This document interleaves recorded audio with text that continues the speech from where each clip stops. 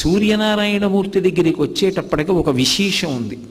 పరబ్రహ్మస్వరూపం అనుభవంలోకి వస్తుంది తప్ప పరబ్రహ్మముగా ముగ్గురు మూర్తుల యొక్క కలయిక స్వరూపంగా కరచరణాదులు లేకుండా ఈ మాంస చక్షువుతో దర్శనం చేయడానికి వీలైనటువంటి వెలుగుల ముద్దయినటువంటి పరబ్రహ్మస్వరూపం ఏది అంటే ఒక్క సూర్యనారాయణమూర్తి. మిగిలిన వాళ్ళెవరినైనా సరే కరచరణాదులతో కూడినటువంటి మూర్తిని మనం ఒక విగ్రహంగా ఉపాసన చేస్తాం. ఒక్కొక్కసారి ఆయన అనుగ్రహిస్తే ఏ రూపంలో మనం ఆరాధన చేశామో ఆ రూపంలో దర్శనాన్ని ఇస్తూ ఉంటాడు. వేదాహమేతం పురుషం మహాంతం ఆదిత్యవర్ణం తమసస్తుపారే సర్వాణి రూపాణి విచిత్య ధీర నామాని కృత్వాభివదన్ యదాస్తే అంటారు. ఎవరెవరు ఏ రూపంలో చూడాలని కోరుకున్నారో వాళ్ళకి ఆ రూపంలో అనుగ్రహిస్తాడు. పరిత్రాణాయ సాధూనాం వినాశాయ చ దుష్కృతాం